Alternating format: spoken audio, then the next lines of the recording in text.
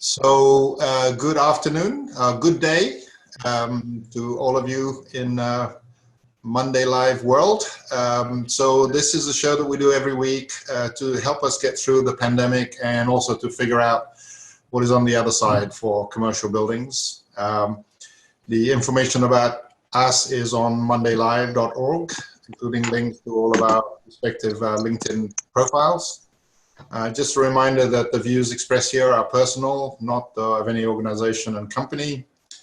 Please do post questions and comments on the Zoom tool. I think you should all know how to use all of that by now. And if possible, complete the survey at the end. Also a reminder that this slide deck that I'm showing you is actually available on mondaylive.org on the homepage.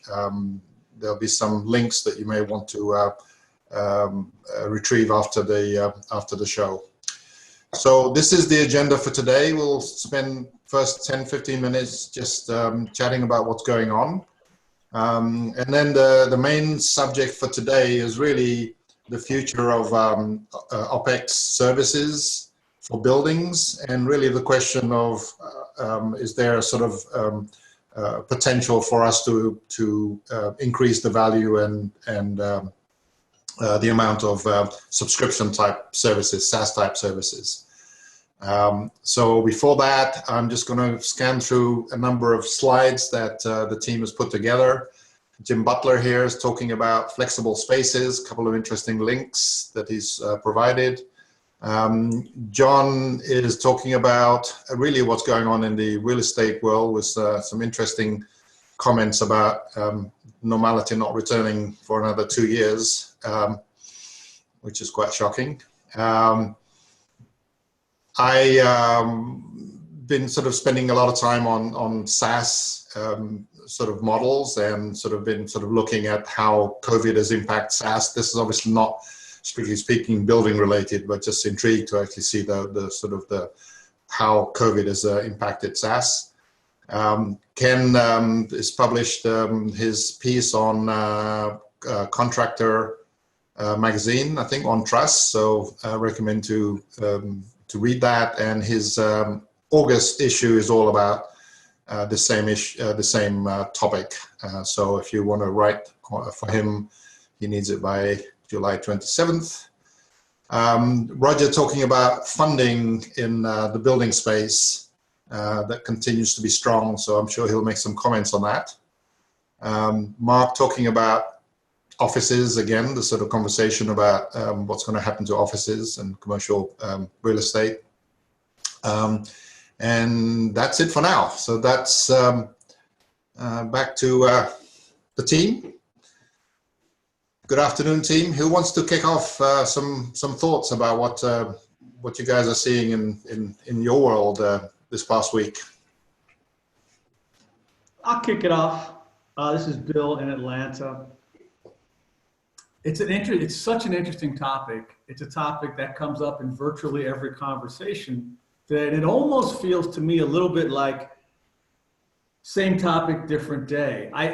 I sat here and made a list of the services, the subscription services that are available to, say, start up a new company. In just a minute, I thought of CRM, ERP, web development, web hosting, video editing, PR services, warehouse fulfillment, accounting services, document signing, legal services, CTO, CMO, CFO, Zoom, just like we're doing today. So as we kick off this conversation, we've already been doing it in some sense, way or another. The world is familiar with it. They know how to consume subscription services, or whatever word you want to call it. We just have to figure out how to put it into our world. So that's my opening statement, Matto. Wonderful, thank you. Yeah, just to add on that, I mean, on the slide that I actually put in, it actually shows where some of the investments have gone. And if you look, it's kind of all SaaS software platforms. So, you know, globally across the world, they're saying investments for the first half of the year are only down 3%. More in the US, it's down 19%, but across the world, it's not far off the same. But it's all occupancy analytics, workplace sensory, indoor mapping, visitor management, contactless, digitalizing the building. And it lists all the companies that have been invested in. And it's kind of showing that it's all software services, which are all pretty much SaaS, that the investment community are actually backing at the moment to take off. So I think it kind of supports what Bill's saying there. The other thing I just did throw in on slide was China seems to have picked up again. I'm just keeping an eye on their market where they're kind of bouncing back a little bit. So they've gone from negative to 3.2 year on year kind of gain. So they're beginning. Unfortunately, the real estate is not as 25% and kind of down at the moment. But all the other parts of the economy looking as if they have began to come back. But I just thought it was useful to actually look at the kinds of companies that have been getting investment. As I say, they're all SaaS software type organizations. Roger, quick question on that. Do you think that investment is because of the recurring revenue nature of the business, or does it have more to do with it's about investing in software as opposed to hardware?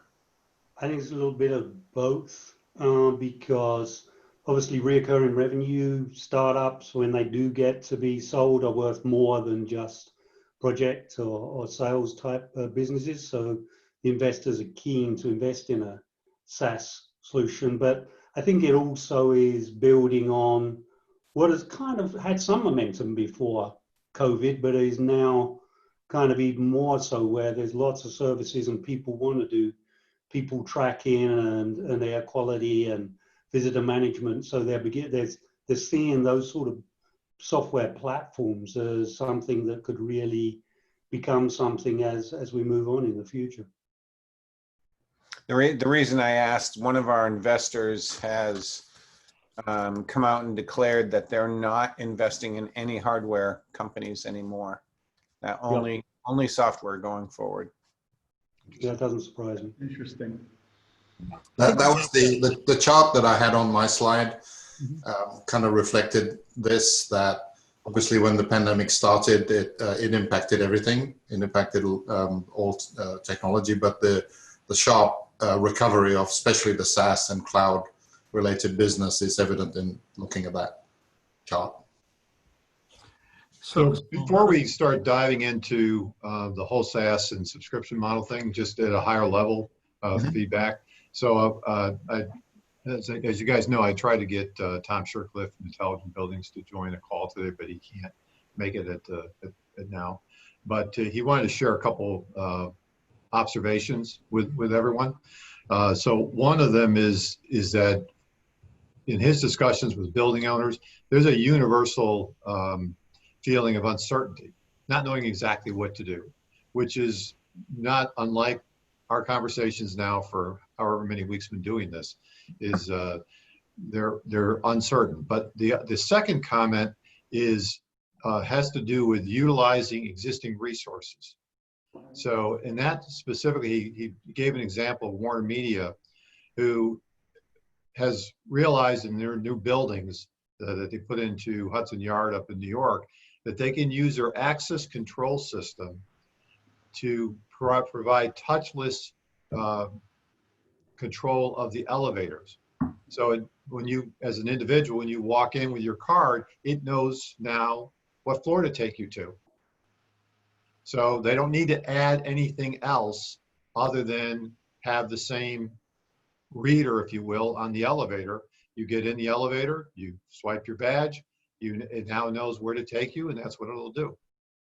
So just as a thought, that was one thing that they discovered they could accomplish simply by using existing technology and existing systems without having to add anything more to that, is being talked about in terms of reconfiguring things and adding more hardware and more of this and more of that.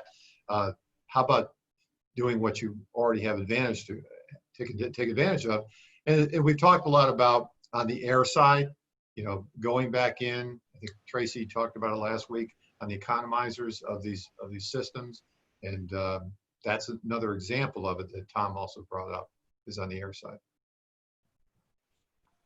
It's interesting that that's obviously something that people talked about even before COVID, but all of a sudden it becomes not just a nice to have, but a need to have. Right. Yeah. The other thing I'd want to add is we just noticed this over the last week or so. Not sure if you guys are noticing. There was a time back in about, March, April, May, a lot of the channel guys that we first brought up, SaaS models too, who are doing traditional work, weren't so concerned. They were going like, well, this thing will be over by August. We don't really need to panic or worry. We've got enough work through the summer. We're starting to sense some panic in those guys now, because they're now starting to say this is going to take a lot longer than August. And some of the work that they were depending on seems to be drying up rapidly. And so they've been reaching out to, what else have you got? What other things can you do? What SaaS models? It's starting to spur the discussion in the channel, we're finding. Yeah. Back to Steve's comment about uncertainty, we're seeing a very significant and focused drive on rooftop unit remediation for those buildings that have rooftops. No economizers, no dampers. So ARC, advanced rooftop controllers, are coming into the fore. So we're working on initiatives now with 4 states. We're utilizing the incentives in the 4 states surrounding us for that, and also have developed some specialized SkySpark applications to focus on indoor air quality. So right now we're dealing with customers who literally have tens of thousands of rooftop units that are looking for a unified solution across the board. So we're seeing focus. I wanted to follow up on Roger and comment and Tracy's as well. When we started talking about all this, the idea of servitization and providing it as a service, I think, one of the challenges is the things that most of us are involved in, which is intelligent buildings, building automation. Unfortunately or fortunately, they span hardware and software, whether the investors like it or not. And so the fact that VCs and other investors have a preference for investing in companies that deliver software as a service, right? That's interesting, but it doesn't help that much our industry, right? The fact they don't want to invest in hardware that might bring us to the next generation of hardware that would help overcome some of the installation challenges, cost challenges, that's not good news, right? Because we have to span both. So VCs may see a higher return in businesses with no hardware component and delivered as a service. Great, wonderful for them. How do we help building owners? Because you don't do it with those two kind of strategies.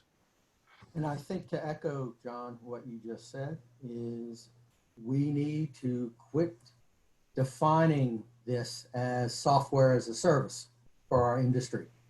We are as a service model, and it's based on a set of deliverables as a service, whether it does include hardware, software, analytics, so forth and so on. But I think if we are going to move the needle in this industry, we have to stop referring to this as software as a service. Mm-hmm. It's just that the acronym AAS just doesn't come across right. In the IT world, infrastructure as a service is a common term, and it definitely includes hardware. So I mean that's essentially what Amazon and Azure are selling, is infrastructure as a service, at least from the server side. But when you throw in the network component, which they can also do, now you're covering all the hardware aspects that make up an IT environment. So I think if we could get our industry to be more comfortable about infrastructure as a service as a term, that would perhaps meet the need. Well, I'll go a step further. At LinkSpring, we've defined it as operational technology as a service. OT as a service. Interesting. Yep.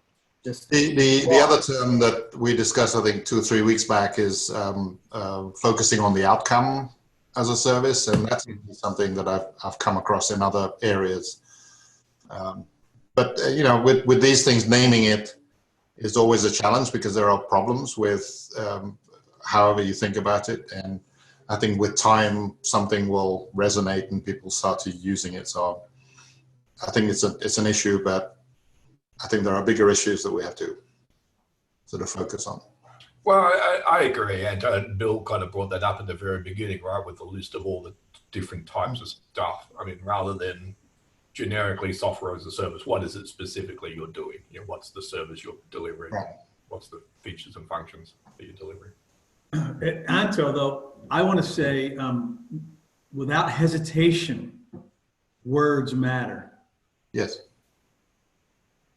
There's a jewel, a pearl buried in here for most of us here on this call today, in that for decades we have been interfacing and interacting with the physical world, and that's the part that everybody else sort of doesn't focus on, right? How do we, they talk about data, but you know, the source of the data is the physical world, and you need hardware to get to the physical world on most of the stuff in our industry. So the thing that I think we need to keep in mind, if you're a hardware company or a service company or whatever your role might be in this, or not software, let's say, there's still an important place here for everybody to play a role in delivering what we're talking about here, which is moving the industry to more of a as a service type of an industry.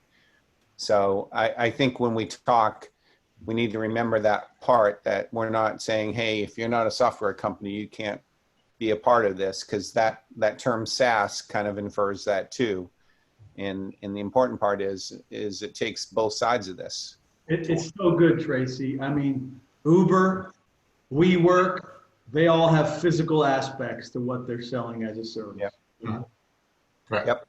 Yeah, and let's take a look at what Google, and Amazon have done with their purchases of the Nest thermostats and then the what is it, the Ring Central home automation, right? The doorbells. So, I mean, why would they have made that investment if they don't think they could sell some hardware? Right. Right. So Service. They didn't give me my Ring doorbell as a service. They'll offer me a service to record video, but I had to pay for them. I think they did that to get in the market initially. Like when they bought Nest, they just felt they needed to get something. They then just said, okay, we're not investing in this stuff anymore. Yeah, I think it was there to get introduction, and their name would carry, the hardware to actually get them in, and then it was up to others to actually bring in all the goodies that bolted on. And I just wonder whether there's a split here in the market which actually says there's the on-site stuff, which is hardware and software and network, but it's there ending up serving up data, and all these other smaller software startups are all just picking off the data that becomes available. So there's kind of almost a split in the market. So once you've got the data off-site, that these are where all these startups are actually looking, because they have a low-cost investment to get going. Sure. They're just living off the data. And that was the discussion we had, I think, 2 weeks ago, trying to sort of recognize that there are different elements to it from a business perspective as well as technology. But this is kind of the concept of the stack, a business stack. There are different types of players that need to provide different kinds of things, hardware and software and actual services. So it's about how we actually think and organize our approach.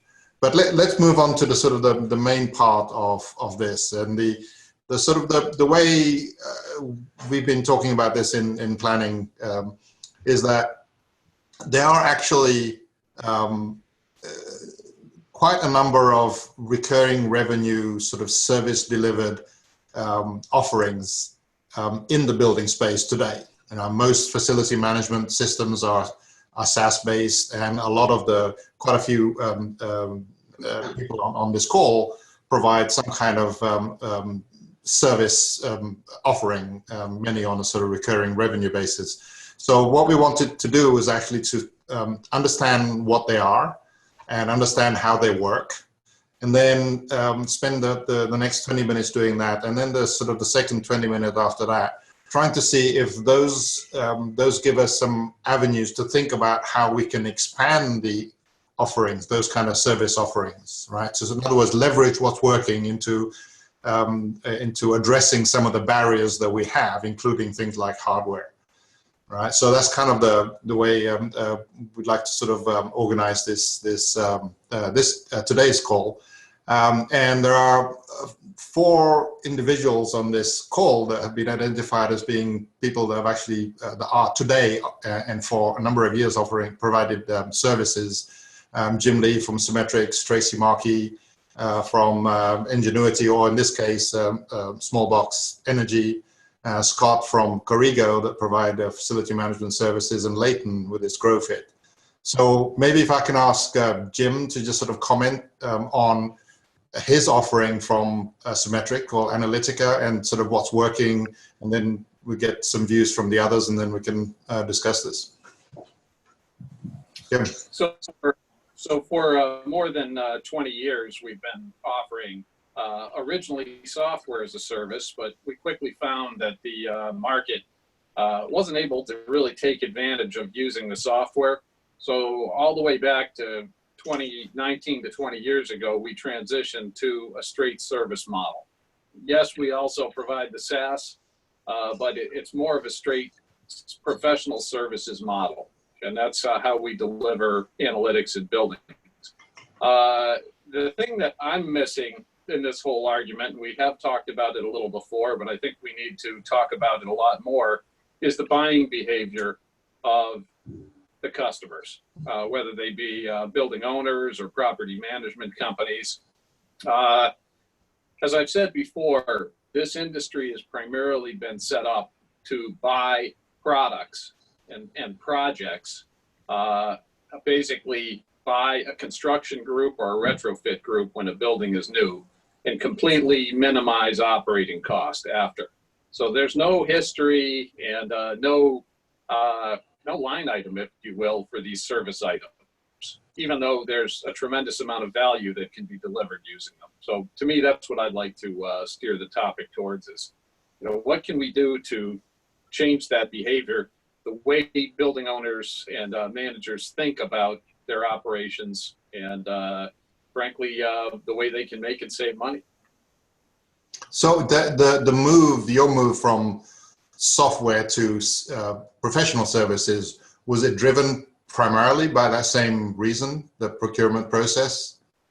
It was driven not necessarily by the procurement process, but by the fact that the customer base did not have the skills to use the SaaS. Okay. Not in any way and measure. And 20 years on, we have only about 5 to 10% of our customers that use the SaaS tools on their own. The rest of the time, it's our people holding the hands of the customer to affect change and affect value with their sites. Okay.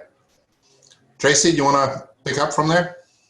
Yeah, it's tricky. Jim, listening to you reminded me of something that we dealt with a while ago in the solar industry, and still see some of that with our Ingenuity business. And that is, I think that a lot of the force behind building and developing commercial buildings is a financial force. It's a financial vehicle. And, the thing that I learned about solar a long time ago is that most commercial solar facilities aren't owned by their where they are located, those buildings. They're financed, they're sold off as investment vehicles, effectively turning them into a revenue generating asset, just like you would buy a stock and expect revenue from that stock in one form or another. These are seen that way. And I think our challenge is that commercial buildings are also seen that way. I think we've used in past calls the term, they're seen like a bond, where you put a bunch of money up front and it throws off a revenue stream for a long time. And overcoming that is going to be challenging because of all the reasons that we've debated before. Making this part of the initial upfront purchase as compared to something that's added on after is going to be a whole lot tougher in our experience. We had some success in doing this, and it had to do with becoming a standard in the building space and part of the initial building construction. And when that happens, it's fine because you just become part of the overall infrastructure and the financing up front, right? And then there's this managed services component that happens to go along with it. And that's kind of how we've modeled that in the new construction side. A little bit different when it gets to retrofit, and then you can get into how you do the financing of all of that. But I think it's going to be a challenge overcoming the current mentality in big commercial buildings, as we've talked about previously.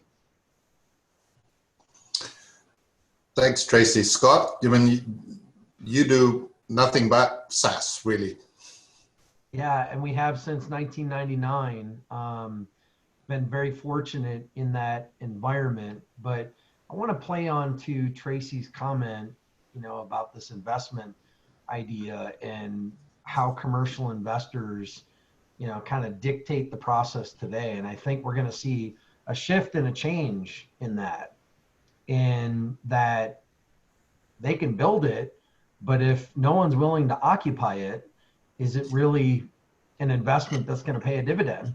And I think that we're going to see more and more the occupants or the tenants of a building starting to have a bigger voice and to be able to dictate, the services that they're looking for, some of the outcomes that they're looking for, the data and the information that they'd like to see in a building that some of them have spent 8 to 12 hours of their day living inside of this building. And so from that aspect, from Corrigo's aspect, we integrate to the building automation system. We can integrate to the building analytics platform. In fact, we've integrated, I believe, with John Petsy's SkySpark in several buildings.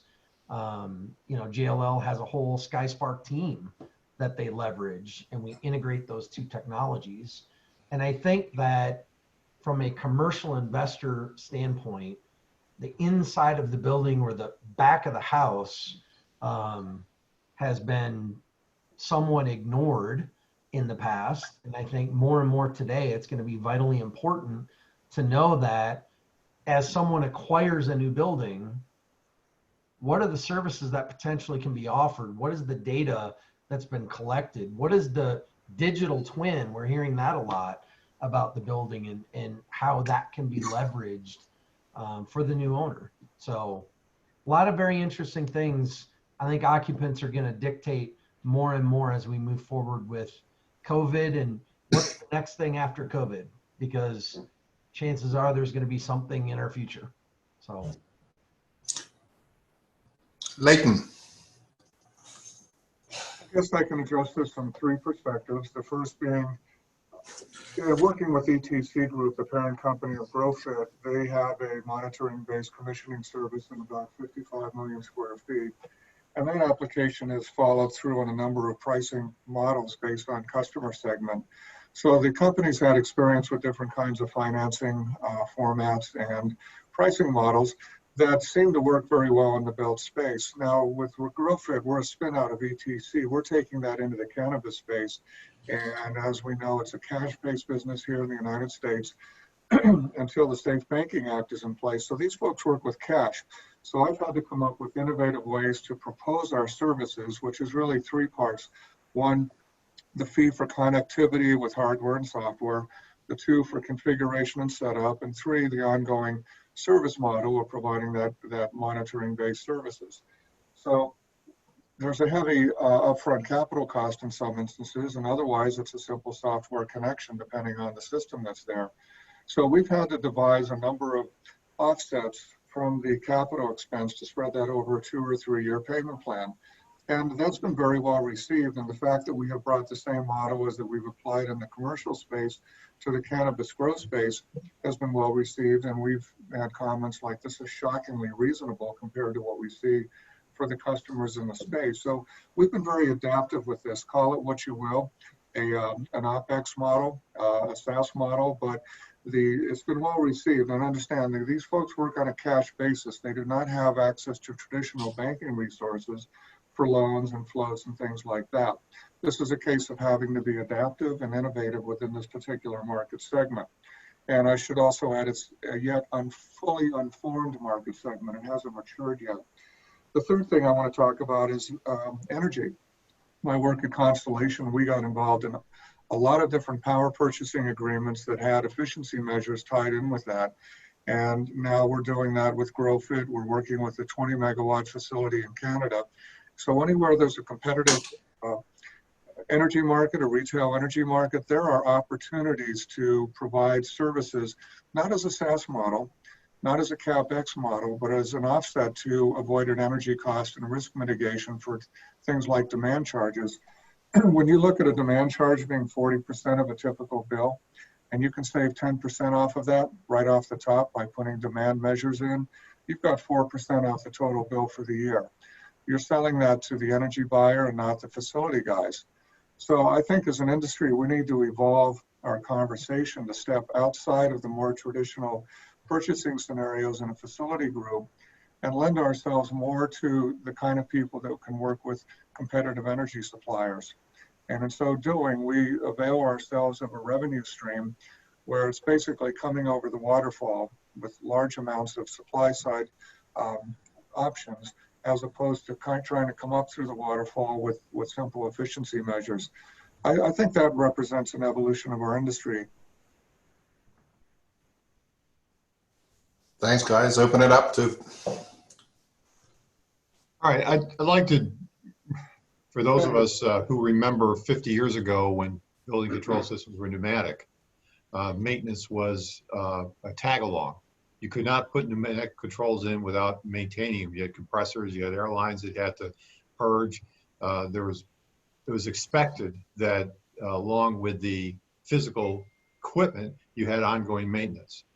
You know, when you buy a chiller, you buy a boiler, you know, any kind of air conditioning system, you expect to have to do maintenance because it's mechanical. So now we've morphed everything into digital. And I remember in the 80s in particular, the controls industry was panicking because they didn't have any service agreements to sell. So all that service revenue they were getting from the pneumatic systems suddenly disappeared overnight. And we've never made a compelling argument in a broad way to why digital management is a need, an ongoing need. We've created, you know, to Tracy's point, we depend on real-time information to do what we do, to control something, right? But we've evolved now to a level of sophistication where, whether it's what John does with SkySpark, or you know what Bill Bain's doing from a network management, or what Totem's doing from a cybersecurity perspective, it's all digital management. It takes on different flavors. But I don't know if it was Leighton who said, one of you guys talked about from the building owner's perspective, as far as a return, the expectation that we're going to be able to manage these facilities to their maximum ability for safety of the tenants. Yeah, absolutely. So that all ties into one common story, which is digital management of information.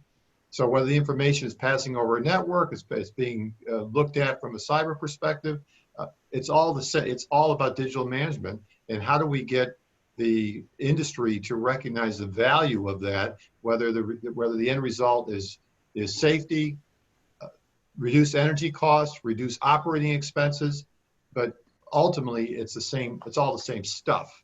It's managing that digital universe of stuff that we've managed to produce over 4 years of trying hard.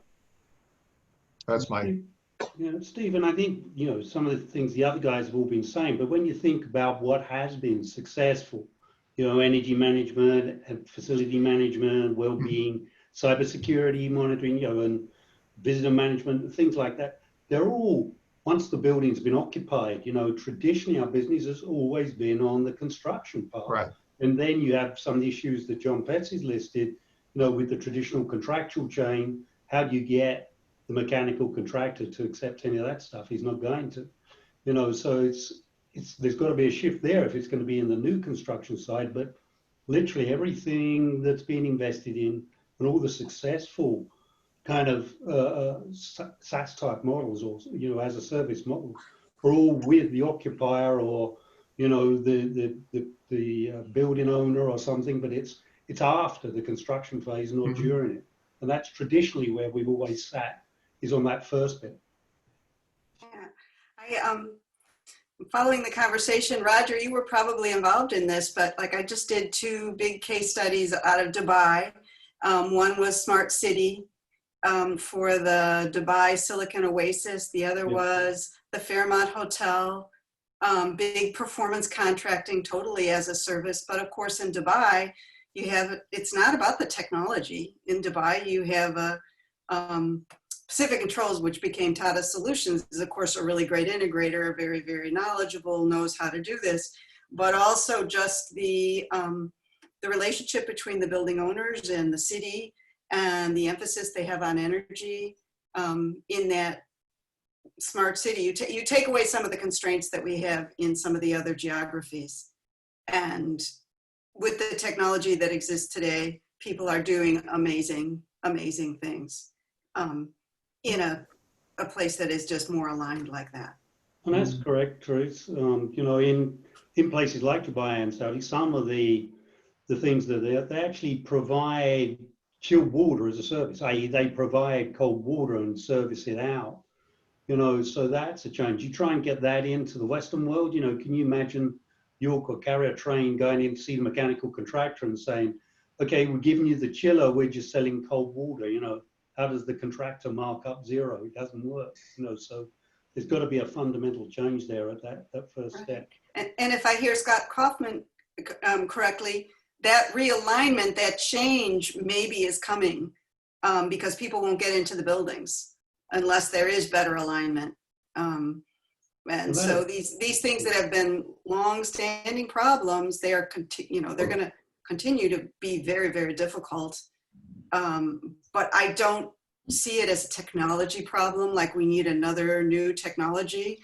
I think we need to change mindsets. I totally agree with Jim Lee too, that if people, I mean, from the Tritium Niagara standpoint, if people, even with the security updates that are absolutely imperative to do, and they don't upgrade software because they're just not used to upgrading that software, or it's a you know, as Jim Lee explained, it's a mentality problem that it's hard to fix with a technology solution.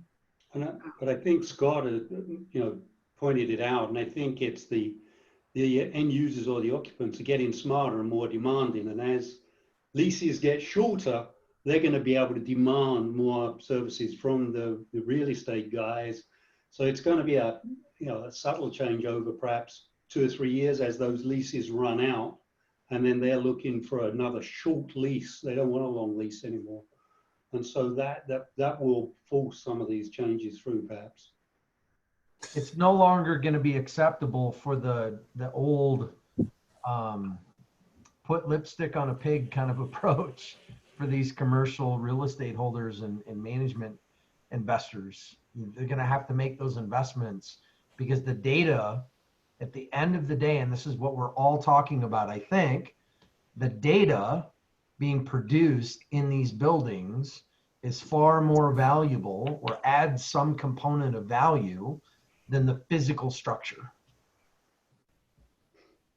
We started to face these problems 20 years ago where we couldn't change minds. And we haven't been that successful in changing them over time. But what we did is we basically abandoned commercial real estate altogether. Commercial real estate accounts for less than 1% of our customer base. And we went completely into institutional real estate, higher education, healthcare, government, military, enterprise, because we couldn't get the attention of commercial real estate people at a financial level. The only problem is that the institutional real estate sector isn't that much better. The same 100-year-old ridiculous obsolete construction processes and totally no focus on the future. Even though these customers are likely to own their assets for 300 years, their thinking is not that much better than commercial, but it's enough better that we were able to thrive and survive in that area. But it is very much, I mean, we've talked a lot about how commercial real estate is going to get its clock cleaned. Absolutely long overdue because of a very, very narrow set of thinking around that. But the problem is actually broader, that narrow thinking pervades the construction process, which is the thing that hasn't been revisited in a very, very long time. You know, I could add to that from a market uniqueness. One of the things that we found, we've done a lot of work, as most of you know by now, in the fast food and restaurant, quick serve restaurant space. And the way they think about their physical asset, their building, is completely different than pretty much any other building owner, because they think of that very much as a temporary asset. They have a much shorter time frame in their minds when they're doing their initial investment, because they know if they work for a big brand, that typically in about 7 years, that building is going to get remodeled or torn down and rebuilt. And so they don't see the asset in the same light that commercial building owners do. And then if I could just add one other interesting thing, if you think about this, the thing that has always puzzled me a little bit is real estate, big commercial real estate in particular, is one of the original recurring revenue models, right? You buy a big asset and then you get a recurring revenue through rent every month for years and years and years. So the fact that that industry doesn't already understand and accept this model has bothered me for a very long time. Great point. But isn't the point that what Steve mentioned earlier, but because we're now driven by digital stuff and data, right? And the what's needed and what people are paying for is really the management of that stuff, or that data, and of the infrastructure, right? And most people that own buildings don't think about the data in it. So I'm wondering if the management aspect of it, of the smarts, as it were, of a building, not the building itself, although by implication it is kind of the angle. I think we're struggling from a fragmented community of trust issue. I think that the big problem is we have our communities of trust that are built on our technologies. We all kind of represent those, and we often bump into each other, and that causes confusion in our trust message. And now we've got the buildings. Can we trust the buildings? Is it safe to go back into the building? We've got that big trust thing we have to get over. And now you're talking about the cities and new technologies all coming together. I think we have to keep working and getting our messaging and our social media posts and stuff all sort of moving in a direction that it kind of looks like we all agree, and we basically are an industry to be trusted. The other thing that I heard over and over again is struggling with this software as a service. I still prefer outcome as a service, and I think it starts a whole new conversation. In fact, to that point, Ken, a question for Tracy. In your market, especially in the fast food industry, where's the decision-making process on whether they buy your service or your competitor's service? Is that based on technology, or is it based on outcome? And to Ken's point, it's based on an outcome. They're not specifying use BACnet or LawnWorks or wireless or anything. It's, I want to have remote access and control. I want to be able to see my data. I want to see my energy costs go down. I want to be able to reduce my risk by having alarms when my refrigeration units are getting too warm and my food's at risk, my inventory's at risk. So and that's one of the things, as I was listening to you guys talk, it really, there's a separation here in value, in the category of value, right? There's the capital asset value part of this, but then the only way for any of us to be successful in any kind of an as service is to show ongoing, continuous value. And you know, just looking at the faces here, there are several people here. You could not deliver your product, your offering, as a CapEx upfront one-time charge, because the very nature of your business is value over time, right? And when you have that going, then you can get to a point where you can have a successful as a service business, no matter what you call it. But there is this separation, I think, that we're getting closer and closer to, and separating, because it's more of a financial issue, separating the financing of the initial asset to get some of this stuff going versus the value that's provided down the road on a continuous basis. Once you can separate those two things all together. So let's build on that in terms of as a sort of a potential recipe to move forward. How do we separate that? Because even listening to a lot of conversation here, the tendency is not to separate it, is to kind of, that's how things work. How can we separate that? So what I heard from Tracy was operational value as a service, essentially. And the question is, can we come up with some metrics, some KPIs that you could measure, that you could use to measure against? So energy per square foot, but it have to be adjusted based on the physical structure, right? As an example. But then, maintenance costs of the mechanical systems, what does it cost as a result of the operational value you're bringing by better management of those assets.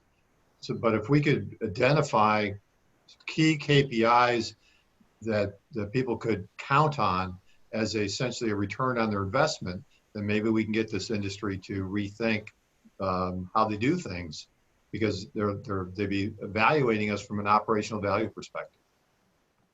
I agree, Steve, but I think part of the problem that we're hearing today is the spectrum of those value KPIs across the industry is huge. I mean, Tracy's, fast food restaurant KPIs is going to be radically different to, what a gym does for a university or a government facility, right? I mean, they've got different focuses on what that value proposition is.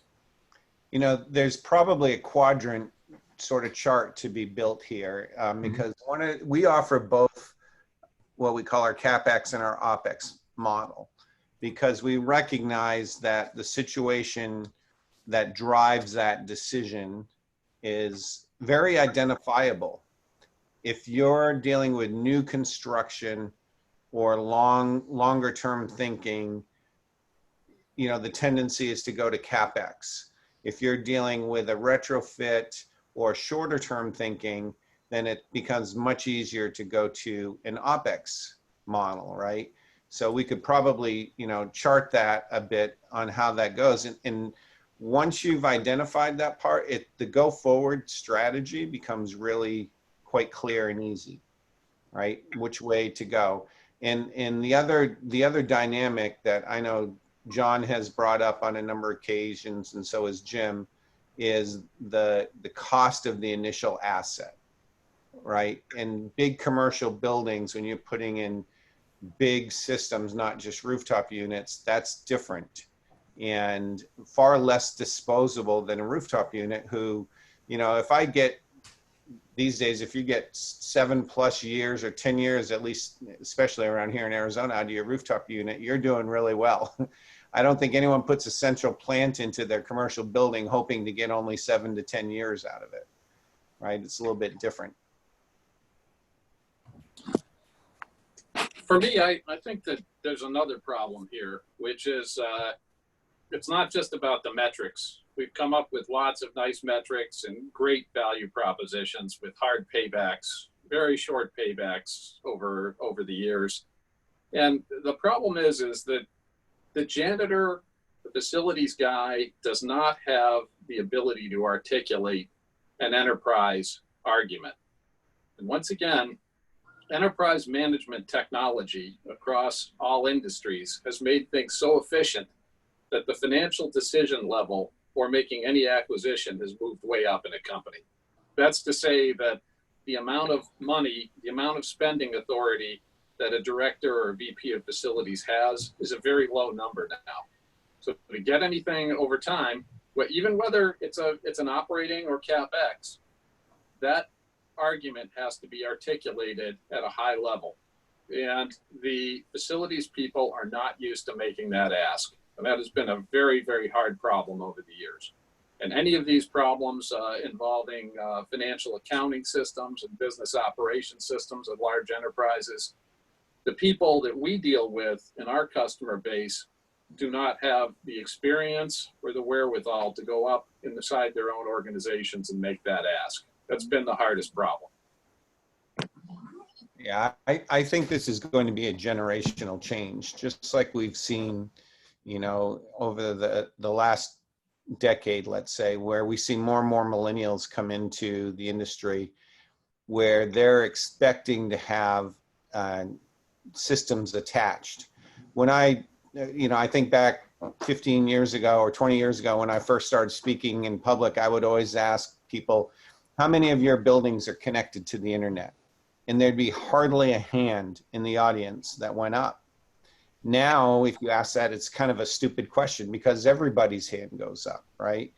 And that was a little bit generational where people were comfortable having their buildings connected to the internet, you know, where we've dealt with security and we've dealt with just the presence of high-speed connectivity.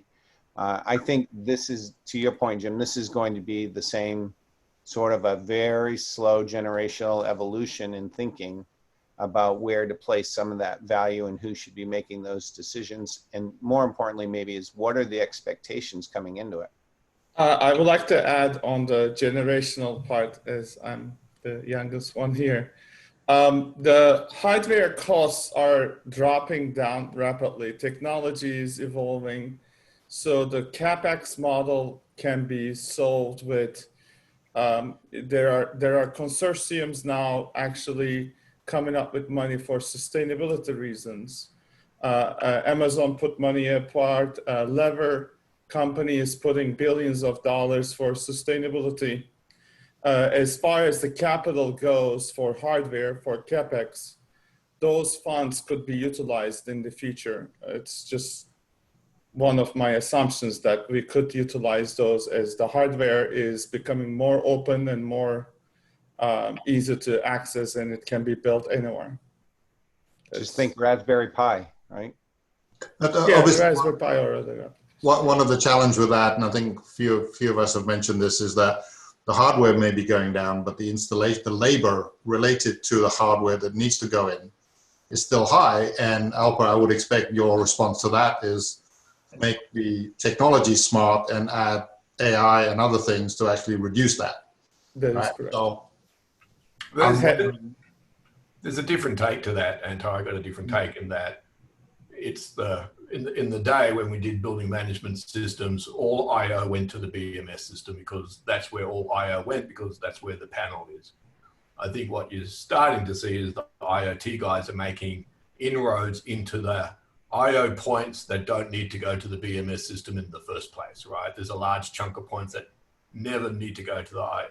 They're the ones that the IoT guys are attacking, and they're coming with their SaaS models, and that's where the cost of hardware that Alper's talking about is making an impact. Sure, the controllers, the VAV controller is still going to be a VAV controller, but all the ancillary points that we used to pick up on the VAV don't need to go there anymore.